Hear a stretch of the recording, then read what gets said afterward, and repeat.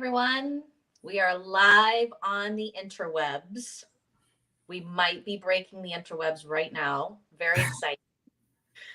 We're really excited to be here. Thank you for hopping on and joining us. As you log on and sign on and join us, please add a comment. Hashtag live, I'm watching live, or hashtag replay. Would love to know how you're finding us and when. And we can see all your comments and all your likes and loves and celebrations. So please share those with us as we roll this out and get started. We're coming to you from LinkedIn, YouTube, and Facebook. So maybe share too where you're watching. Where are you finding us online? We're really excited to be here. We have a really fun, really meaty, juicy, action-packed hour planned for you. We get questions, so many questions from schools all over the country around digital marketing. It can feel really confusing and like this big behemoth. Like, what is digital marketing? Do we need to do it? How do we do it? And so Jeremy and I thought, let's answer the questions live and unpack it all and share some good juicy nuggets with you. So when we put the word out that we were going to be doing this, the questions rolled in. Thank you so much for submitting all your great questions.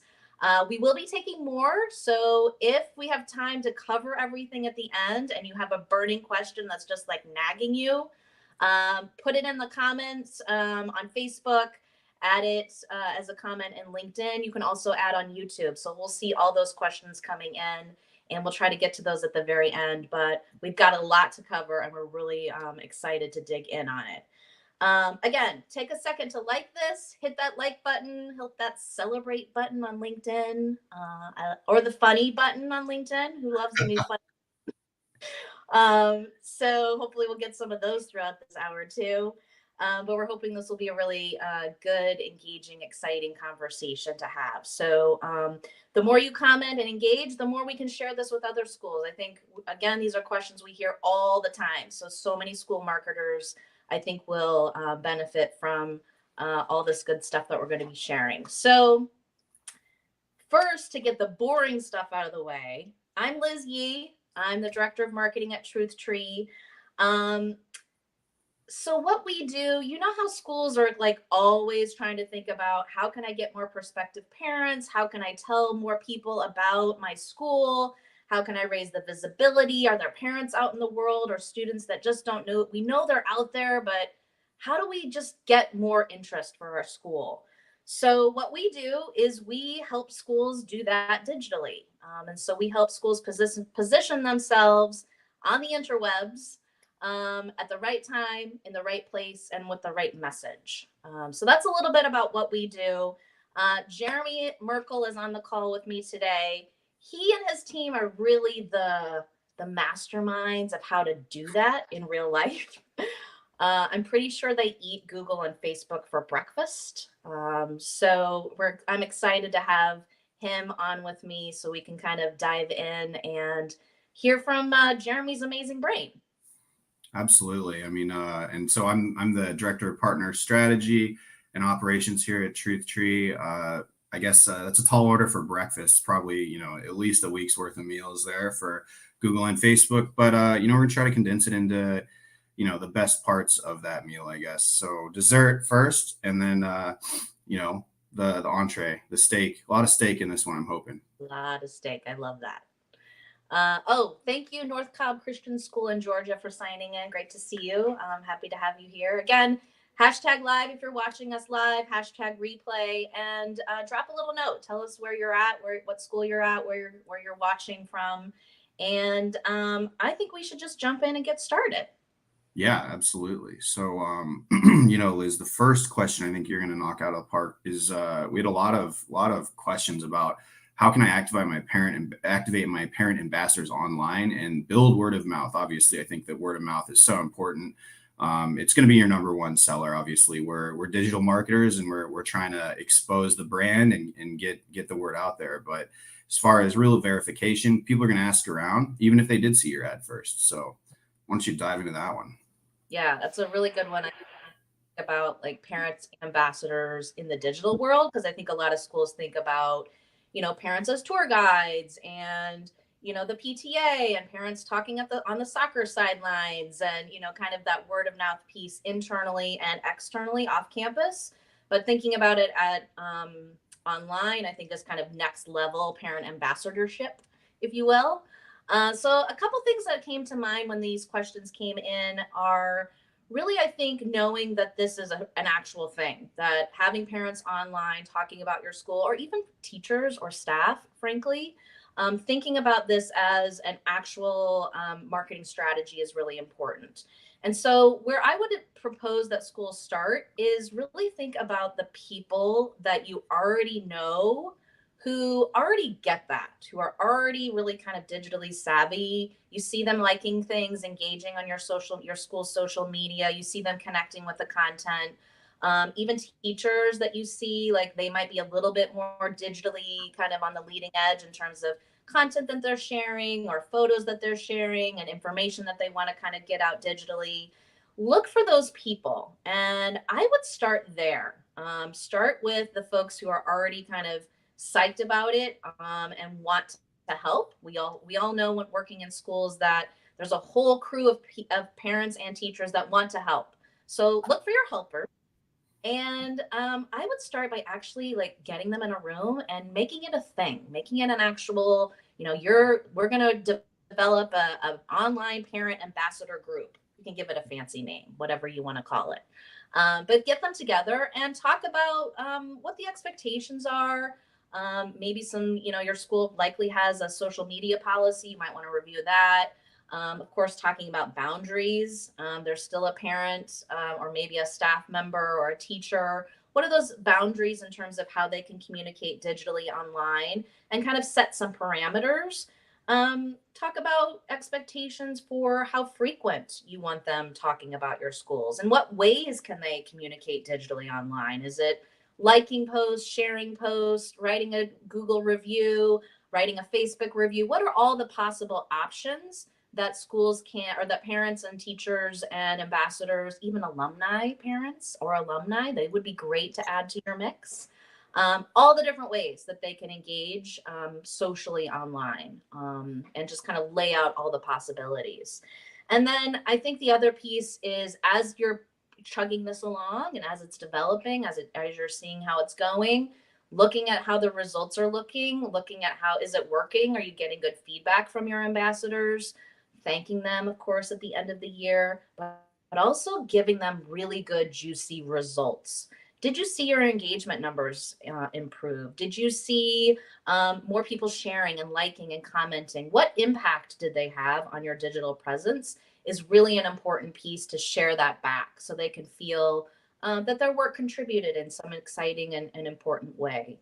And then I think the last thing that is really important with this, you can set up all the people and give them all the tools and all the direction. If you don't have good content on your social pages, it's going to fall flat. So this really is the crux of all of it, is developing and sharing content on your social media channels or on your website that encourages that natural engagement. The social algorithms really prioritize friend to friend communication versus your school kind of pushing content out.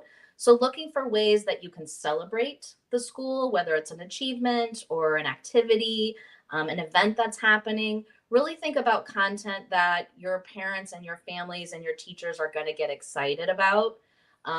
You probably already know what that is. You probably either have a gut feeling about that, or you've seen it on your social pages. You've seen like, oh, that post got a lot of likes.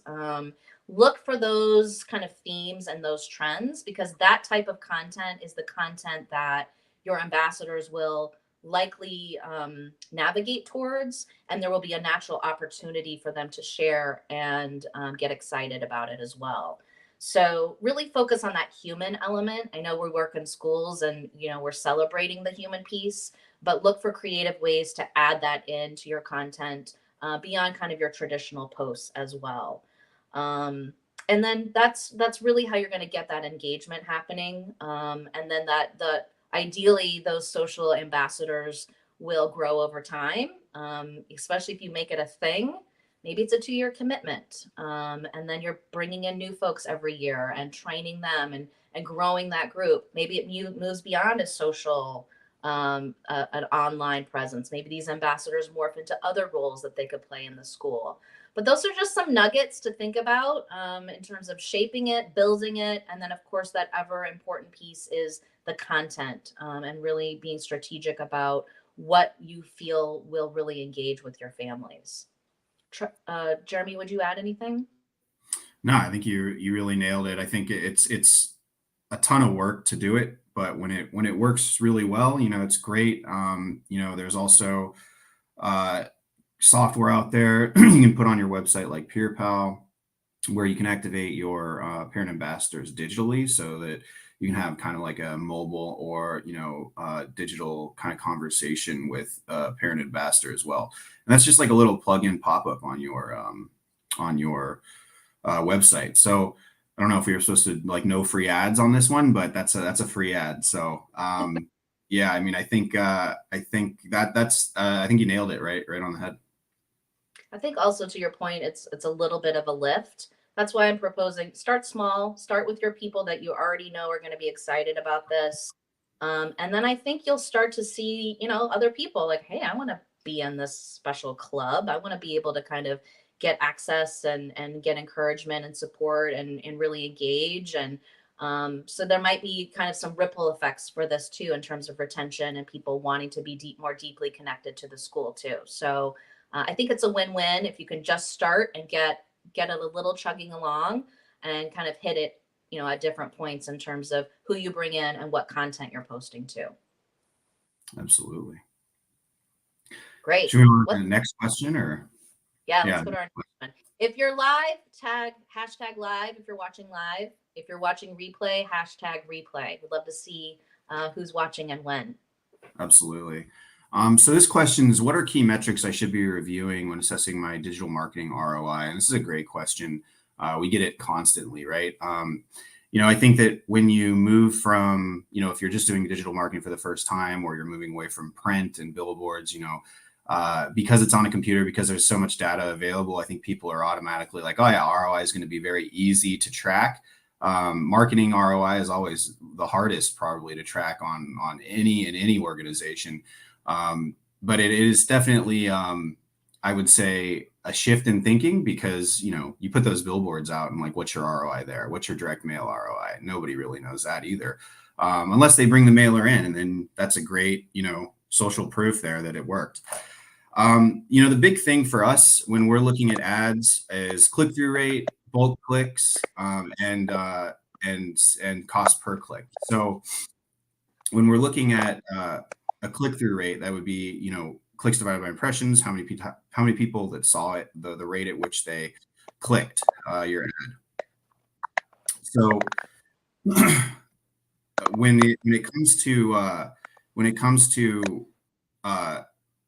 our ROI, I'm sorry, we're looking at really how much did those clicks cost, and how much did those clicks, how many clicks came in and at what rate. We like to see a 3.2% CTR, or click-through rate, on all of our ads. And obviously bulk clicks are a thing. Now, when you have a solid CTR, you're really looking at, can I scale this, right? So if you have $5 a day on a campaign that has a 3.2% CTR, you're hoping that if you add another $5 a day to that, you're getting that same percentage back. And that's really where we're at on the ad side. So and on Facebook, we like to see about a 1% CTR as well. So impressions are a bit of a vanity metric. It's great to see that a lot of people are being served these ads, but again, what we really want is interaction. When it comes down to assessing like the whole digital marketing ROI, then we're going to talk about a little bit more of the longer funnel, right? So we always like to have a dedicated landing page that's non-indexed, non-navigable on the website, or on a kind of external, a secondary site, maybe like a stand-up website. And we use those sometimes for some of our partners. But ideally, you're going to be able to not only judge ROI based upon a form submission through there and traffic to that page after the click happens, but also you're able to control the narrative on your marketing on all of your marketing messaging, right? So for instance, if you have like a campaign that's a general awareness campaign that's just really about the school, you can put some pithy language on that landing page and then say, hey, would you like to learn more? Please fill out this very short form, first name, last name, email, optional phone number, maybe a compelling question, what's your child's favorite subject? It's always a good one. Short forms are king. So I definitely suggest a shorter form, a very minimal barrier of entry. And we could talk all day because I know that there's certain CRMs out there. We want to make sure that we're creating a record within your database, things like that. That'll all come. Ideally, you really want to be able to qualify these people, these families before you get into the inquiry process, so that your admissions team doesn't really have to get involved. And you're halfway through the process, and then it's like, oh, I can't afford that, or I need more financial aid, or we're just not a good fit, things like that. So we really want to save time as well. When it comes to ROI, the good thing is that if you get a form submission that ends up becoming an enrolled family, you can just match that email up. So after a year or after your admission cycle ends, you can say, well, this family, this email address is now an enrolled student. They came in through a form on our landing page. Boom. That's what we call a golden conversion at TruthTree. I mean, that's great. That's what we want. Oftentimes, though, exponentially greater effect is advertising as you're spreading the brand. Parents are coming in, clicking an ad, going to a landing page, and then opening up 50 other tabs. What's niche say? What's private school review say? Word of mouth, what's Jenny down the block say about this school? Have you ever heard of it? And then they come back organically through your site. So having that nice, like, clean conversion is one thing, but I think that you can't understate the brand awareness that's happening generally with all of this other stuff. So I think, and if that is not set up, if your funnel's not set up that way, you can get a little creative with the ROI stuff. So typically, in other industries, what you can do is take, anecdotal information or information that is, self-reported through surveys and things like that I'm sure that most people are doing throughout the year. Like, how did you hear about us? And if 1 in 10 parents say that, you can take gross revenue, like, or at the end of the year, after the end of the campaign, and say 1 in 10 parents said that this was that they found us on Google. And then you can say, okay, well, maybe 5 to 10% of brand new revenue can be attributed to the brand awareness that we've been doing. I know that's very fantastical and like kind of nonsensical, but that is a logical way in which you can attribute ROI to your marketing efforts, especially on the digital side. There are more sophisticated ways to track conversions, but again, the real goal for us would be to take people out of the anonymous side of the internet and make them self-report basically their information to you and make them known to you. And then you can start the conversation, very top of the funnel stuff. By the time they're filling out an application or an inquiry, you have to consider that really mid-funnel. When they're filling out an application, they're already super interested in you. Maybe they're doing it with 2 other schools, but you're still on the short list. We're trying to get, with the digital marketing piece, you got to really think. You're just trying to spread the brand of the school, get those 7 times out of the way that they need to be exposed to your brand before recognizing that you're even a school, and move them through the funnel as quickly and as easily as possible. You all right, Liz? I'm hearing a lot of Jeremy, feedback. I know you're on your phone. So we had some internet issues, I'm hearing right? feedback too. Yeah, my Wi-Fi went out this morning magically, conveniently. Yeah, I'm hearing it too. I'm muting myself, so I'm not sure what's up, but I think we soldier on. Okay, absolutely. The only thing I was going to throw in too is the conversion on the landing page itself and the form itself, because I think that's a key metric that a lot of our schools wonder about. And I think, it's a tricky number because a parent doesn't know about your school at all. They see an ad for 3 seconds. They click on the ad. They go to the landing page. It's beautifully designed, great content. Oh, I'm interested. This sounds amazing. And then there's a form, as Jeremy said, a very short form on your landing page. And in the educational world, especially in tuition-paying schools, this is a really emotional purchase and a very, very expensive purchase. So the likelihood of a parent completing that form is about 1 to 2%. So if 100 people went to that landing page, got excited, saw the form, 1 or 2 people will fill that form out, because this is, it's so expensive to even think about enrolling my child at your school. And it's my child. So I'm not really going to give you my email right out of the gate. I got to do some more research and thinking. So that's another metric to think about, and kind of just an expectation to have, that in the education world, it's a 1 to 2% conversion on that form itself. Absolutely. And again, you're right. I mean, to your point, how often, I mean, type a yes in chat if this happens to you. People see your ad, go to a landing page, and immediately like, here's thousands of dollars on my child. Probably not. Then they need to figure some things out. They need to talk with people. They need to, make a concentrated decision on this. So I did want to address a comment here from Diana Collins. Joining late, that's all right. Don't worry. Once this is done, you can go back and review it. This will be available for infinite views. So if you want to come back to it, don't worry. And we did talk about parent ambassadors online, so I think you'll find it helpful. I hope so. Absolutely. Shout out Oka. All right, love you, mean it on that one. Okay, so should we change up to the third question here? Yeah, that's great. So what's the 411 on social media advertising? What are the most important platforms to be on? This is a really great question. I think that a lot of people are a little disenfranchised with Facebook, especially, understandably so. I mean, it's tough to, as an agency, it's really tough to like advertise on Facebook. They don't love it. They don't love agencies, that's for sure. They love your advertising dollars. So don't be fooled on that. Facebook has about 3 billion active users. So the next highest would be like YouTube, that has like 500 million less. So while it's only 500 million, you can see how many people that is. Facebook, Instagram, they're all still very relevant. When you advertise on Facebook, you're able to, through the business manager, put Instagram placements on. So we basically kill 2 birds with 1 stone there generally, when we're talking about advertising. So I definitely, Facebook is not dead. You still need to be there, whether people want to admit it to you or not. They're still on it. So it is definitely taking up people's time on the active user list.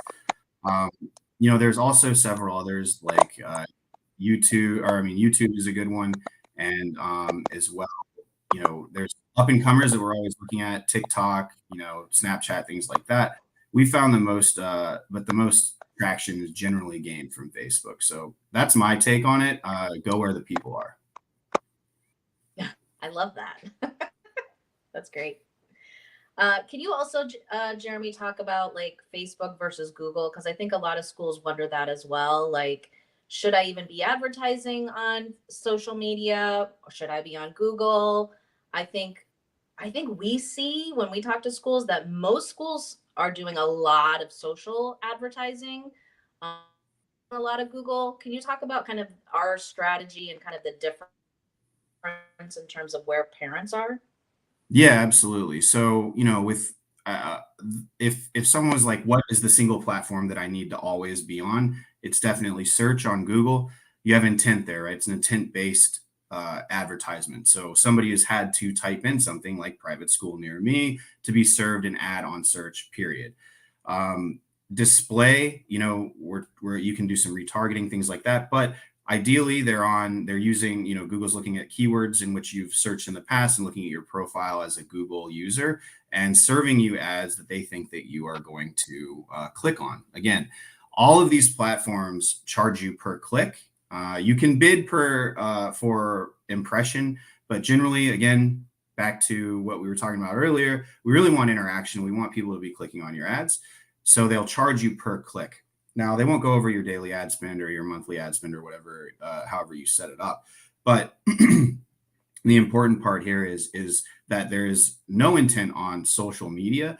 You're kind of stumbling upon it as you scroll. So then again, this is why impressions are oftentimes a little bit, unreliable, because that could be somebody just mindlessly scrolling, or it could be somebody that really does have interest in and looks at your ad and says, that's cool, and then keeps going.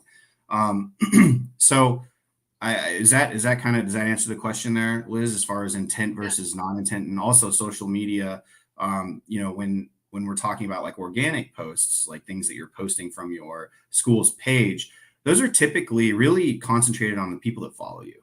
So ads are really expanding your reach based upon location, audience, demographics, things like that. So you're really able to spread the word farther than just your organic reach. Yeah, I think we see on the organic, like just the posts that you're doing every day on your social media. You'll probably, you know, this intuitively if you haven't done the deep dive. Most of the people following you are your current parents, so you can do all the, you know, social engagement and work there, but you're not moving beyond your current population, which is where the advertising kind of swoops in and kind of fills that gap. That social engagement is important so that when parents are finding you, when prospects are finding you, they do go to your social. They're going to go check you out. You know, what's this school really like? And that's when they will see that social proof. They'll see like, oh wow, there's so many great people that love this school. There's a lot of engagement. Parents seem really excited about this school, so the engagement is important for prospects. Most of the families that are actively using your social media are going to be current parents, so that becomes a little bit more of a retention kind of strategy.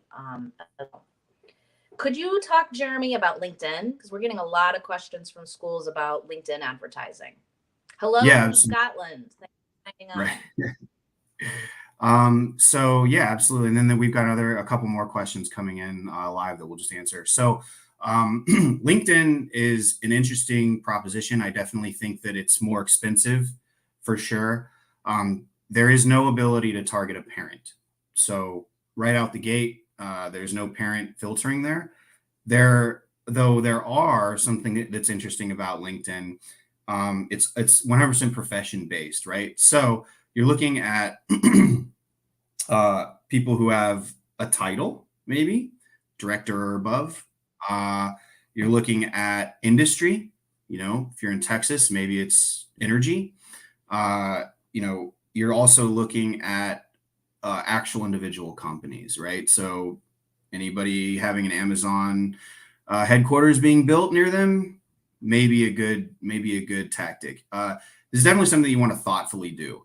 I would suggest to start $1,000 a month for a LinkedIn campaign. It's pretty expensive for clicks. And remember, you're relying so much on the platform, they're going to charge you for that. So we're looking at like $10 a click in some cases, depending on how our targeting was set up.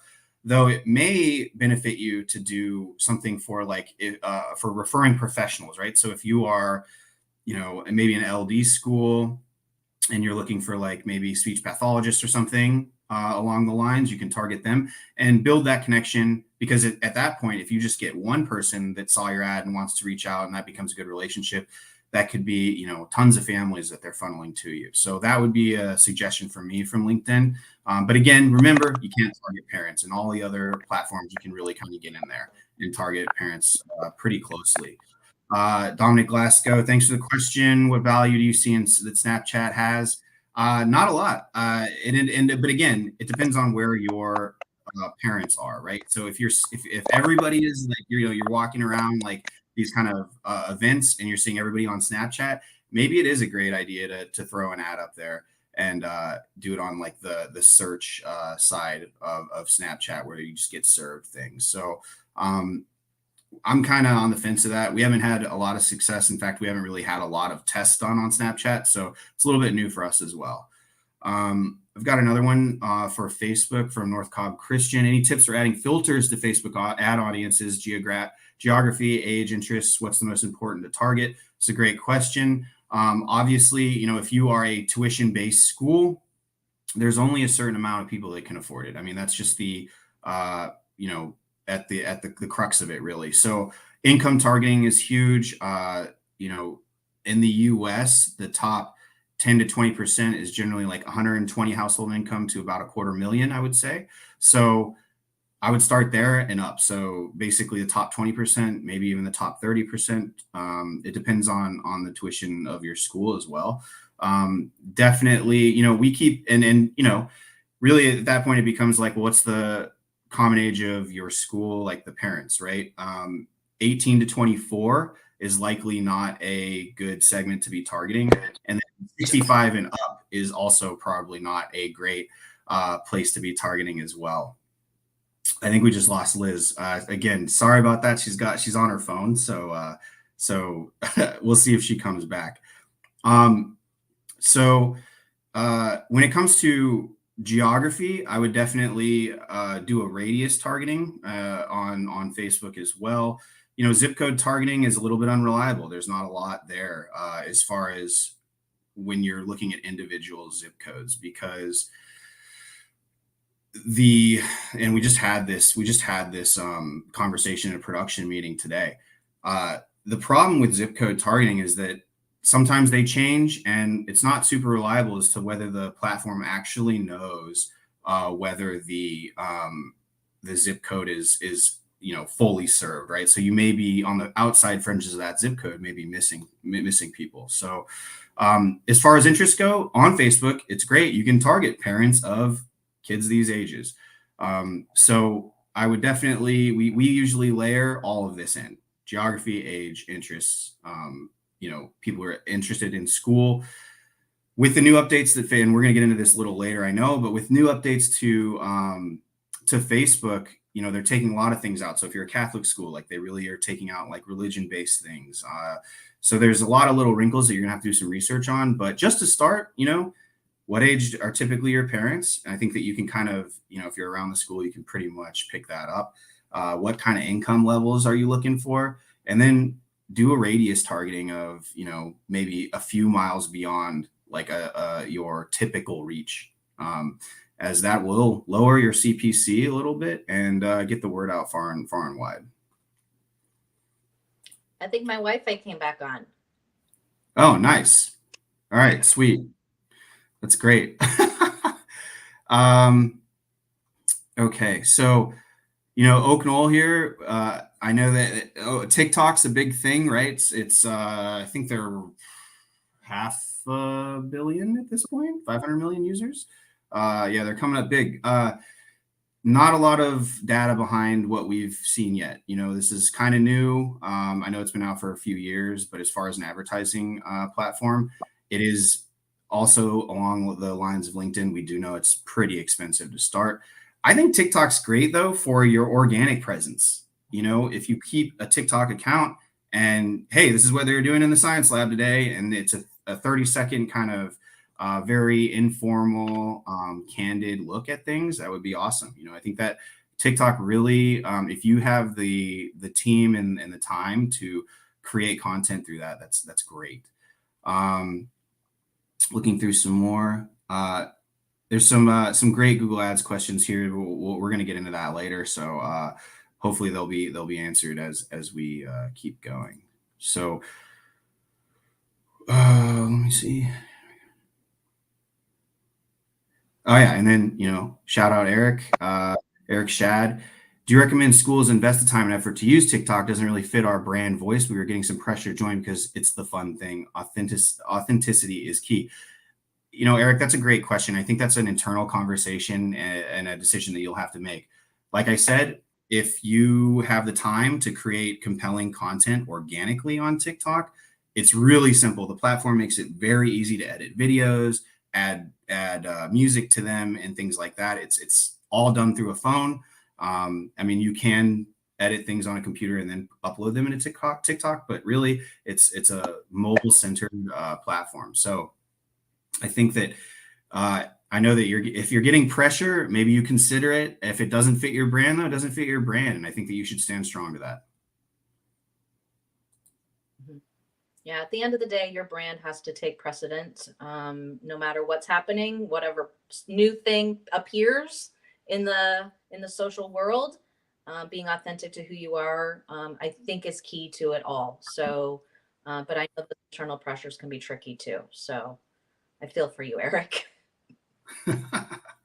Absolutely. All right. So should we move on to the fourth question? These are great. Love the interaction. Yeah, this is great. Keep the questions coming wherever you're watching. If you're on LinkedIn or Facebook, YouTube, keep the comments coming and we'll try to get to all the questions. So it's good stuff. Yeah, absolutely. So what are your recommendations in regards to Google Ads recommendations, and how should I structure my campaigns? We're getting a lot of questions and a lot in chat about this. So, um, Google Ads recommendations are actually important as an agency to keep the Google Ads tag moniker that we have and be like a an agency for Google. We have to keep an optimization score of 80% or higher average across every campaign that we run across all the schools that we work for. So to that end, recommendations are very important. It's almost a built-in requirement that you check these recommendations and clear them out. So technically, you can go to your recommendations tab and not even look at them and push clear all, and then that will boost your optimization score to 100%. But the thing is, when you do that, is that you are missing some valuable information. But it's kind of Google's way to like make sure that you're in there checking things at least on some sort of schedule. A lot of the recommendations revolving around keywords are things that I would take into consideration very heavily. Some of them are, but you need to consciously look at them and say, look, that keyword's good, that keyword's not, and then manually add them. The cool thing with Google is that they let you, if you like them all, you can just say add them, and boom, they're in. We usually run mini campaigns though, so the recommendations sometimes are account wide and uh, campaign wide. So make sure you're reading them. Definitely take time to check them out.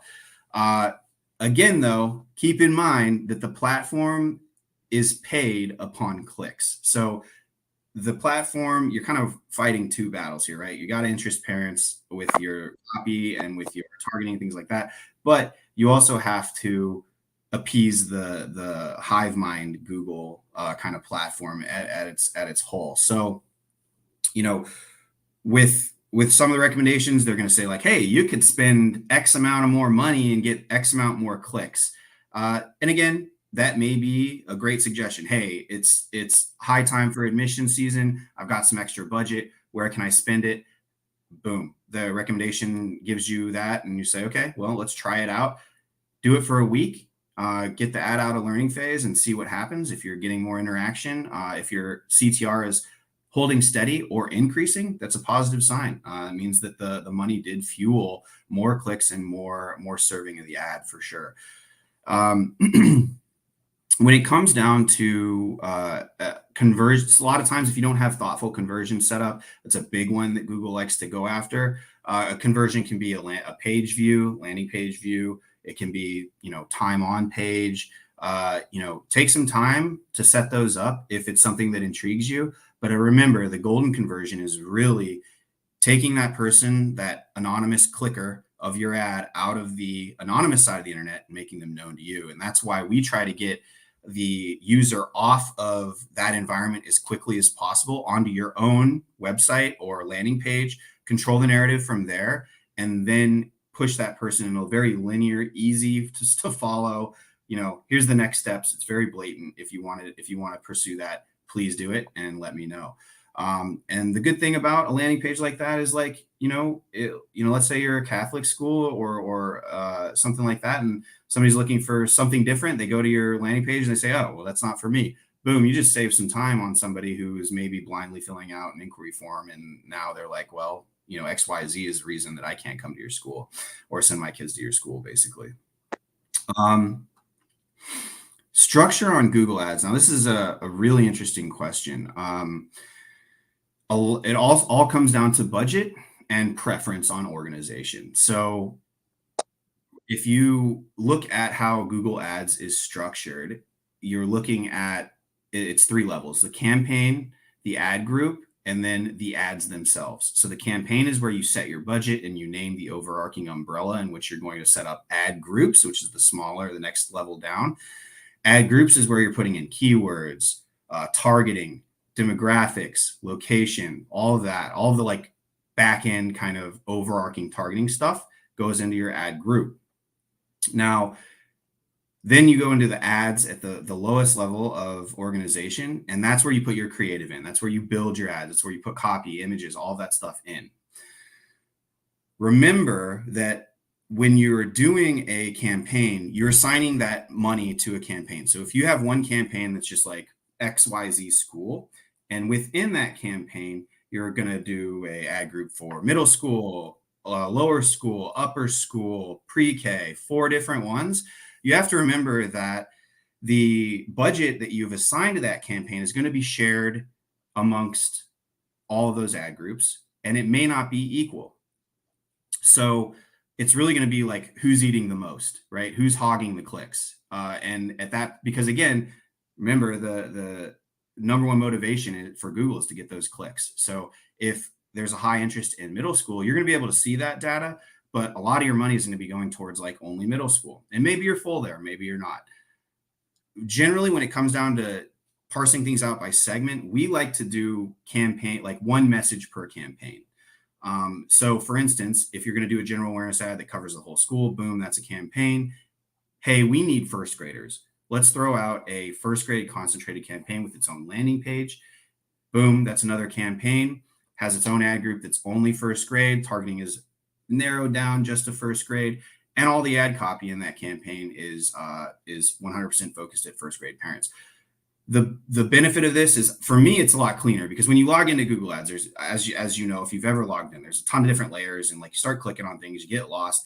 At the very top level, though, you can just click campaigns. You can see everything that's running. You can see the budgets that are assigned to them, and all right, that's my first grade campaign. I've got $10 a day on that. I've got $5 a day on general awareness because I need those first graders. You're able to kind of get a more high level, quicker view as to what you're doing holistically on that. So. And again, it gives you, the big thing about separating message per campaign is you're able to take ad spend up and down at will. With the ad group, it's you just have less freedom with that, because again, that all goes into one big pile and everybody eats from that one big pile. So I'm looking through some comments. I ate the Google for breakfast. Yeah, absolutely. Right. So, so I'm looking through some of these. Sorry, they are coming in quick. So Google Ads. So I have another one. I have a question that slipped in this morning. So okay. somebody slipped in a really quick question. This was about kind of the international, like kind of wanting to target internationally. And I know we've had some really success with like interest targeting versus presence targeting. I know we might have some boarding schools on here listening, either live or on the replay, that might be wanting to kind of do some really targeted ads, in different parts of the world. What would our approach be to that? Yeah, so in your campaign settings at the very top of the organizational chart, you can go into actual settings, and you can look at your locations that you're targeting, right? And so typically for a school that's, a day school, you're looking at 20 miles around my school, 10 miles around my school. That's really your catchment area. But if you keep the stock setting, which is either in the location or shows interest in the location, you will get clicks from anywhere. So for instance, the difference, what that means is, I'm interested in a school, like I'm in Nebraska, and I'm moving to the East Coast to DC, and I'm looking for a private school in the DMV, period, right? They search that up. They're likely, if you're the school in the DMV, they're going to serve that Nebraska parent because they have an interest in that area. If you gate it off to only lives in or is frequently in this area, then you're really kind of gating those parents off. It lowers the chance in which they'll get served, if not completely gates them off altogether. So, and this is just kind of like a stock setting. So it's always, so you don't have to really go in and do this once you launch a campaign, but we do recommend to keep, this is one of those Google recommendations where they say, this is the setting that we suggested, and you can keep that. So it's great to, get those out of town parents that are moving into the area, especially if you live in a transient area. I do see what's a good Google Ads structure for a franchise preschool. We kind of covered that again. Since you're only preschool, I would just say run campaigns on messaging. And the thing is, it doesn't have to be segment-based messaging. It could be like, here's the academic side of the preschool. That's one campaign. And then the next message is, your child will be cared for and safe. Maybe those are two campaigns that you're running simultaneously, but the messaging is different, right? So it may not be segment based. It could just be messaging based. So basically, I like to do a campaign per message.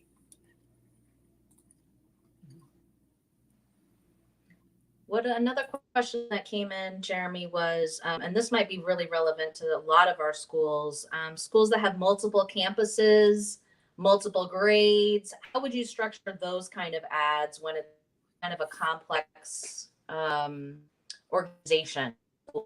Yeah, absolutely. So, So, I mean, it depends on how multiple the campuses are and things like that.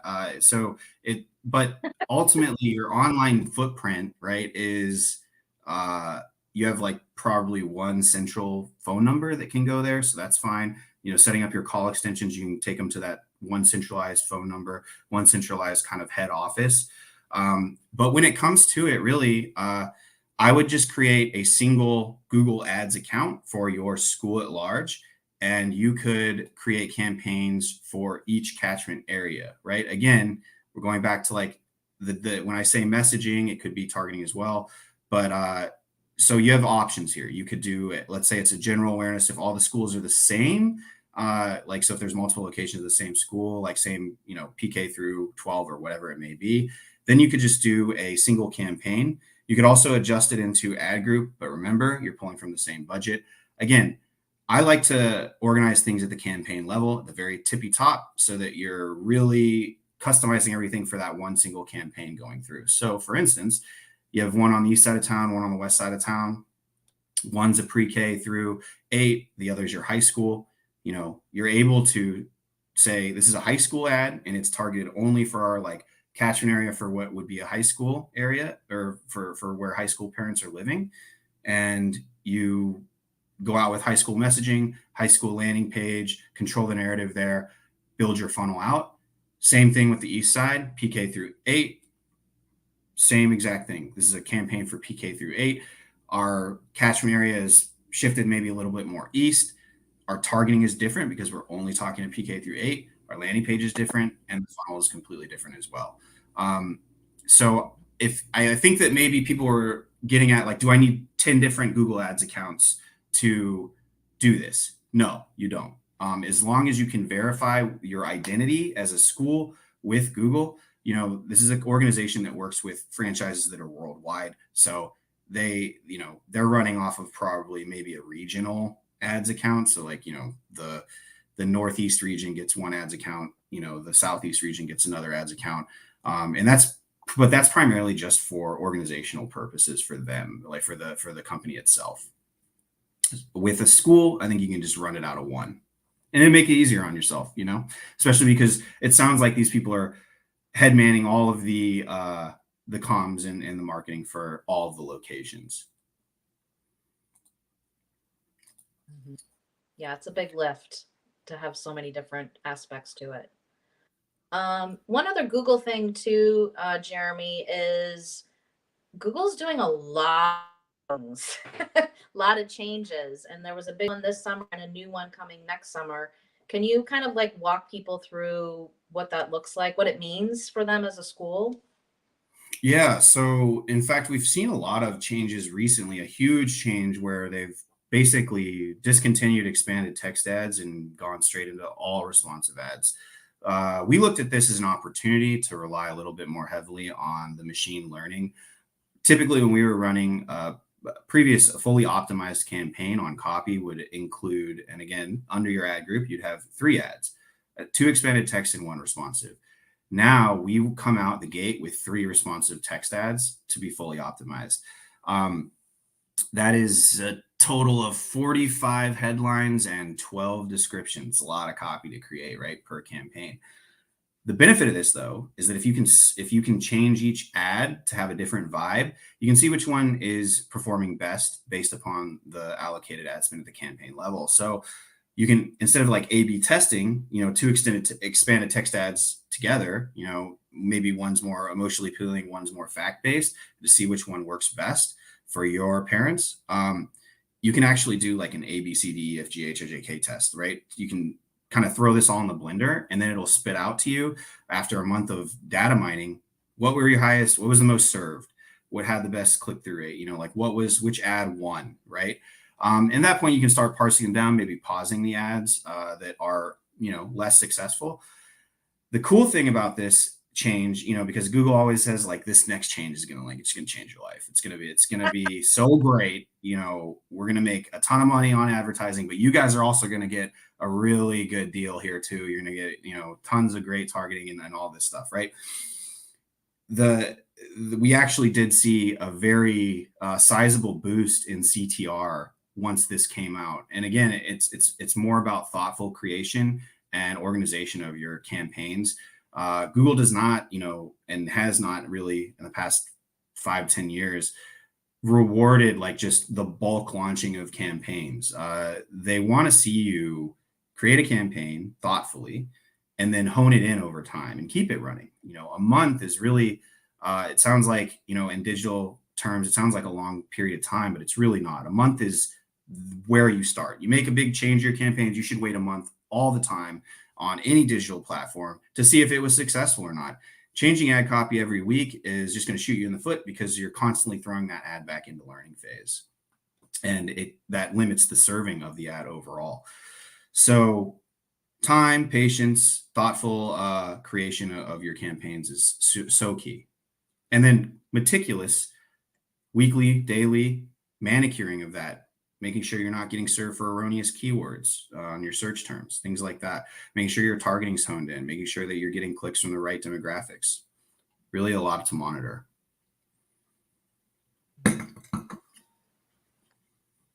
Did I answer that properly, Liz, to your liking? Yeah, I loved it. I love it. I'm watching the time, so I want to move to our next question. Absolutely. Yeah, it was a lot. So what's realistic for staffing a school's marketing team? And Liz, I think you have a ton of experience with this, so I'll let you take this one. Yes. This was an interesting question that came in, and I think, when I saw it, I was thinking about just my personal experience and what we see across the country with all different schools. So many as you can imagine, creative staffing situations. Multiple, people wearing multiple hats, multiple jobs, coming in at different places and different times. So I think schools have always kind of done that creative staffing chess, if you will. But it's interesting to see it on the marketing kind of comm side. I feel like that is a place that a lot of schools just haven't quite established that staffing, the necessary staffing to really move the school to where they need to be. So, even just having at least one full-time marketing comms director, I think baseline has to happen, and has to be a thing. And on that, I think a staff team with your marketing, kind of, do you need support internally or outsourced? I was at a conference, and Megan, I think you're on here. She did a whole session at EMA in September about the marketing and admissions teams working together. And I distinctly remember a slide that showed all the different expectations of a marketing team. I mean, I stopped counting. I think it was like 18 different specific jobs. So it's a big job, and it needs to be staffed by professionals that have the experience. I know sometimes it's, an eager teacher or a parent that's a great photographer.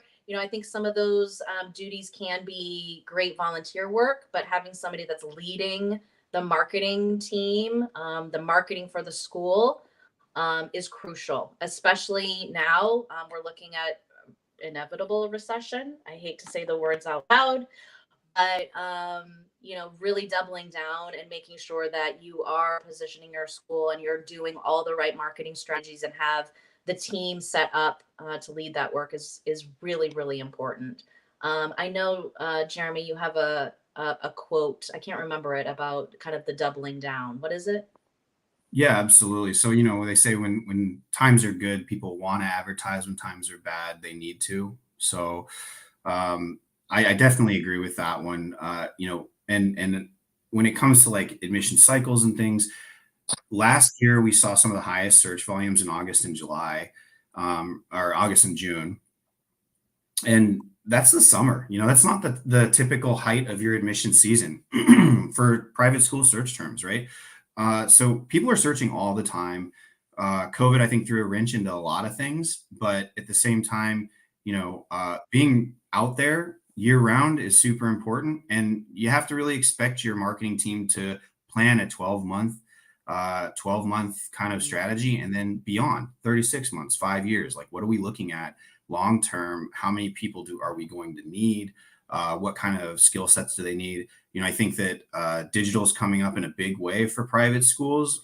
So someone who can, maybe not be a pro HTML coder or anything, but someone who can navigate a CMS on your website is huge. Someone who understands like how to build things on the website, not crazy redesigns or anything like that, but can operate within a already built website and create pages and update content. Things like that is very important. And then someone who understands a little bit of strategy as well. I know that's where I would start, because obviously if they have, I also know Google ads and Facebook ads and like all these ad platforms, and I've done a ton of blogging and things like that. I mean, you're branching into like unicorn territory where not a lot of these people exist, and then when they do, they know that they're valued high, so you're paying a lot for them. But somebody who's eager, has the right attitude and is versed, has a little bit of experience at least, and is willing to learn all of these different things, because as we know, being a marketer is not about one or two great skill sets. You have to have one or two great skill sets to then become great at 5 other skill sets along with that as you develop in your career. So I definitely think I mean, it's a tough hire, we get it, but it definitely needs to be a full-time person, somebody who's got a real good grip on things. And I think the key too is can work really closely with the admissions team. It's you're in lockstep. Your marketing work affects admissions work affects marketing. So yes, please share that slide, Megan, because it was insane, that list of job duties. And then of course the recess duty and other duties as assigned. So, but again, having somebody in that role that really can connect the dots between the promotion of the school, but also the revenue and the admissions part of it as well is really key. Absolutely. Absolutely. All right. Yeah, man, we've just been talking a lot. Last question though. Yeah, we've got the last question here. Strategies and best practice for email drip campaigns. Liz, I know this is your jam, content guru over here. So yeah, I mean, take it away. Yeah, this is definitely my jam, definitely my passion. I think when we think about kind of the journey that you were outlining, Jeremy, in terms of like clicking on an ad, going to a landing page, maybe filling out that form. Where I see the next piece of that journey is that email funnel. And from my perspective, even if you're not running ads or doing landing pages, having an email nurturing campaign, I think it's a must have in your digital tool belt. When as a former marketing and admissions director, knowing that I was nurturing families in the background, and knowing that they were getting content and hopefully learning more about my school and either opting out or opting in and falling in love more. I loved knowing that that was happening. And it is a little mini lift on the front end. Right? You're developing 4, 5, 6, 7, 8 emails that are going to be evergreen. That's the key. So that whenever that form gets filled out or wherever they click on a button on your website, that email can be sent out, and it's not contingent on, the weather or the time of the year or this, the application is due next week. It's evergreen because again, parents are looking day and night 365 looking for schools. So making sure it's evergreen content.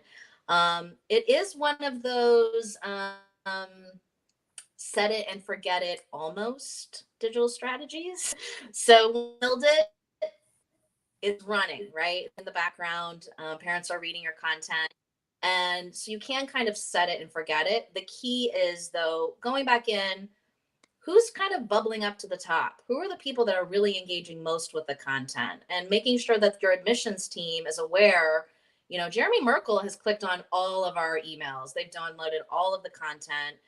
They're on social media. Like, this seems like a parent, a prospective parent that's really jazzed. So kind of feeding that kind of information to your admissions shop is really key.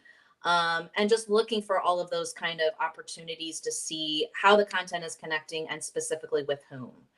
And then finally, really thinking about different tracks that you can develop. So depending on, the students that you serve, the content that you want to share out. If you're a preschool, like Jeremy said, there might be different types of ads that you're developing based on your preschool. And maybe there's different content that's also kind of flowing from that campaign as well. If you're a K to 12, and you're going to want to really think about what kind of content does a parent of a kindergarten need and want to hear versus the parent of a ninth grader. So really thinking about different tracks, different funnels, different content for each targeted audience. Again, a little bit of a lift, but worth it so that you can really engage them, keep them excited, keep them coming back for more, and hopefully eventually get into your admissions, kind of the admissions funnel, which Jeremy so eloquently said, we really call the mid funnel at that point, because they're really identifying themselves as deeply interested in your school. They want to come on a tour. They've submitted an inquiry. They've applied. But we got to get them to that point. So that email drip and that nurturing campaign is really a crucial step. Yeah. And I mean, when we talk from mid funnel to end funnel, that's an inch. Everything before that's a foot, right? So there's a lot of work to be done. The best part about an email funnel, so on the technical side, what we typically do is we attach the email funnel to forms, all the forms that are on your website and your landing page for ads. It's a way to, one, buy you some time, right? So, I got a form submission. I don't need to attack them like an hour after. I don't need to feel guilty because I didn't follow up within the day. The email drip is coming out, in the next week. They're going to get 2 emails from us. They're going to learn a little bit. You're kind of half educating them along the way. That's another touch point on your brand that needs to be, handled so that they readily recognize you. And then on top of that, when you actually do have that personal conversation, okay, we've got some email funnels and platforms are like you can assign temperature scores, right? So for instance, if they open an email, they get 1 point. If they click on a link in the email, they get 2 points. If they click on the enroll now button, 20 points. They need to go to the top. They need to be talked to immediately, right? That's how you kind of can siphon things out based upon email interaction. But by the time that they're having that in-person conversation to you, they're not dead-eyed and exhausted and saying, so tell me about your school. They're saying, hey, I saw that you have an incredible innovation lab. I saw that you really are a progressive school. I saw that, or if you're faith-based, I saw that, you have certain amounts of, religion and facets of that. Can you explain that more? And these are all really meatballs that any good, admissions teams worth their salt can just knock out of the park and really wow the parents at that point, based upon things that they already know about you, that you've communicated properly. And then they're just asking you for details at this point, instead of like you having to really go in and hard sell them, if you will, on the school. I'd be curious if anybody's doing any email nurturing right now. Throw that in the chat too. I know some schools have gone, full on with their email kind of nurturing, and a lot of schools haven't quite dabbled in it yet. Curious where people are on that journey too. Absolutely, yeah. Well, All we're right, an hour Jeremy, what do we got? Final questions? That's it. That's all the questions. Yeah, I mean, I think we answered them as we were going. And we've got another comment. Yeah, Oak Knoll for email content. Would love to hear. I mean, how's that going for you? Jamie Fisher Pratt here. We haven't really tried it yet, but it seems like an interesting idea to try. Definitely. And really, you've got to think about the time commitment and how much time you're saving. And okay, maybe they get to like the third email and they're like, this school is just really not for me. not to say that people are a waste of time, but at that point they've self-qualified themselves, and they don't have to like have a conversation with you to get to even deeper entrenched into your process, where they're just like, this was, a nothing. It's ended up not really benefiting anybody in this situation, and they found out really late, and that's really just kind of not good for anybody involved. So absolutely, email is important for sure.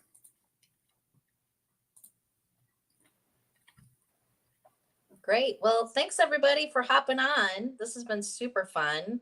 I think I even learned a few new things, Jeremy. Thank you. And thanks for sharing with my Wi-Fi issues. Never a dull moment, but hopefully you've all enjoyed this. Put in the chat, loved it. Throw a hashtag loved it in the chat. We're hoping to do some more of these. So tuned for more great content, great nuggets. We love your questions. So if you have more questions too, please do send them. Oh, good. Thanks, Timothy. Glad to hear you're doing some email. Timothy Christian School. Love it. So yeah, send us more questions that you have. We'd love to kind of keep the question love happening. And I know it's a lot to unpack. So we're happy to do it and enjoyed this combo. Absolutely. Thanks, everybody. Take care. We're going to put our contact information up and kind of let this thing ride for a few minutes. So if you want to write down our contact information, absolutely shoot us an email if you have any questions, things like that. We'd love to talk to you. But until next time, take care. Bye.